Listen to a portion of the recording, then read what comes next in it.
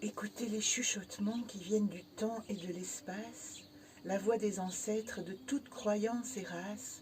Nos esprits silencieux veillent, notre désir veut l'inspiration. L'étincelle de compréhension vient enflammer nos cœurs. C'est au cœur de cette vision enflammée que notre nom est chuchoté, avec la demande, pour ceux qui l'entendent, de porter l'éternelle flamme. La flamme est l'illumination de l'amour qui vit à l'intérieur de toutes les créatures. Tribus et nations redeviennent une seule famille. Entendons-nous véritablement les chuchotements autour de nous, les voix à l'intérieur du cercle qui nous appellent à une terre commune, là où le message est la paix, où aucun enfant n'est seul et aucun cœur n'est brisé, parce que nous nous retrouvons tous chez nous.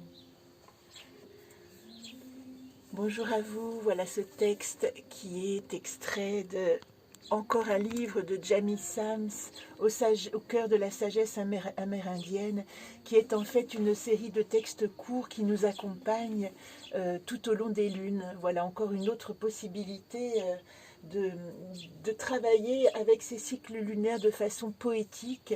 Donc il est un peu un complément des 13 mers originelles et une autre manière de se relier, tout comme le jeu que je vous présente depuis quelques jours, le jeu Solune, qui a pour mission également de nous inviter à nous relier chaque jour à, pour ce mois-ci, cette mer de tranquillité, et pour les autres lunes, toutes ces mers qui nous montrent des archétypes en nous-mêmes et nous permettent simplement d'avoir plus de conscience, d'être plus reliés à notre essence, d'être plus juste par rapport à notre manière d'être.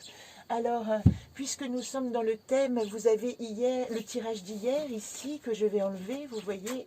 Je vais laisser, comme je l'ai fait hier, Momime. Dans les cercles de parole, nous avons souvent un bâton.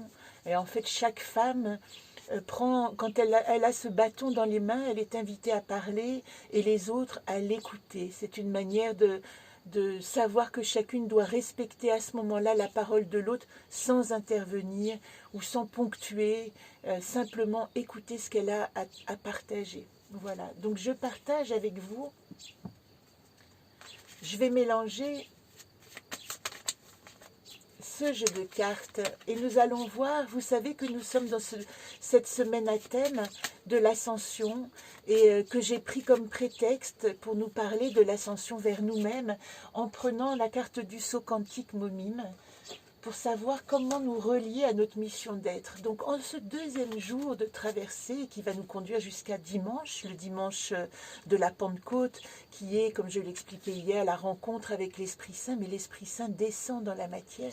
Tout à coup, l'homme est autorisé à s'asseoir aux côtés du divin, et donc le divin et la matière sont réunis. Ça, je trouve que c'est une image assez extraordinaire, l'incarnation de la spiritualité dans la matière que nous pouvons devenir chacun. Alors la coupe nous parle de challenge, Astor, et de l'enfant intérieur. Le challenge de l'enfant intérieur. Qu'est-ce que ça veut dire? Nous devons être comme des enfants au monde. Il s'agit bien d'une renaissance et d'une reconception de notre vie, mais comme si, avec ce Astor, nous avons comme le battleur les outils du magicien, notre baguette de magicien en main, et notre baguette de magicien de l'enfant intérieur, c'est notre capacité à savoir, pas à imaginer, à savoir que le monde attend quelque chose de nous et nous attend. Donc l'enfant, il arrive comme dans son jardin, son petit jardin cosmique de jeu, et il est prêt, en fin de compte, à réaliser ce qu'il est ou à faire ce qu'il a à faire, comme si le jardin du monde lui appartenait pour réaliser ce qu'il a à faire. C'est ce que nous devons retrouver aujourd'hui. Quel est mon enjeu? Quel est mon enjeu magique de ma venue au monde? Alors je vais tirer les 4 cartes. Donc aujourd'hui, c'est vraiment une invitation à se relier à nos désirs d'enfants, à essayer de vous rappeler, puisque nous sommes en train de travailler notre mission d'âme. Aujourd'hui, pour un exercice plus simple, c'est comment Enfant, j'ai rêvé mon monde. De quoi je rêvais? Est-ce que j'avais envie d'être une danseuse, policière à cheval, comme disait ma fille quand elle avait 6 ans? Elle rêvait de rééquilibrer le monde sur un grand cheval. Euh, Moi, qu'est-ce que je rêvais? Je rêvais, voilà, beaucoup de choses. Je rêvais d'écrire, ça c'est vrai. Je rêvais de voyager aussi. Essayez de vous rappeler comment ce petit être en vous a rêvé son monde. Situation actuelle, on va voir les outils que nous avons pour nous relier à notre enfant intérieur. Là, ce sont les atouts. Qu'est-ce qui pourrait nous empêcher d'être juste avec cet enfant intérieur? Et enfin, vers quoi nous tendons? Quelle est la solution? Alors, en première carte, nous avons la pensée. Alors, avant d'être spontané, hier, vous vous rappelez qu'on nous a demandé d'activer notre intuition. Eh bien, aujourd'hui, on nous demande de réfléchir. Vous asseoir et puis réfléchir et tout à coup revoir. Ce sont les flèches de la pensée qui vont nous aider à rentrer dans notre matière, les idées. Donc, qu'est-ce que j'avais comme idée quand j'étais petit? Aujourd'hui, il s'agit vraiment... Alors, je continue petit parce que tout simplement, hein, nous avons cet enfant intérieur qui est apparu ici. Je reprends la coupe. Et l'autre coupe, elle y est peut-être pas. Hein. C'était Astor, le voilà. Donc nous avions cette coupe à côté de Momime. Voilà ce qui nous est demandé aujourd'hui. Et dans la situation actuelle, il ne s'agit pas seulement d'être un enfant naïf, mais de réfléchir, moi, en tant qu'adulte, à qui j'étais, quel type d'enfant j'étais.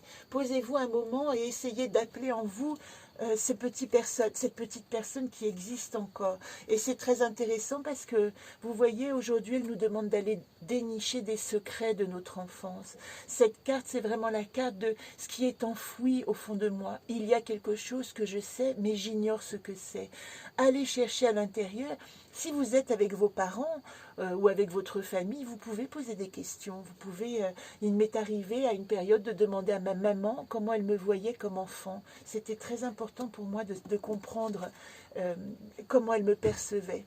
Ici, nous sommes en problématique dans l'incertitude et l'entre-deux, et ne pas croire ou ne pas accompagner cet enfant intérieur. Donc, elle vous demande cette carte de lâcher prise, parce que comme nous sommes dans la pensée et la réflexion, n'essayez pas de réfléchir plus, essayez simplement, une fois que vous avez réfléchi, lâcher prise sur ce qui arrive. Voilà ce qu'elle dit d'une certaine manière. Et enfin, je vous demande de dire un chiffre magique. Je vais dire le 4 aujourd'hui. Voilà, je dis le 4. À vous.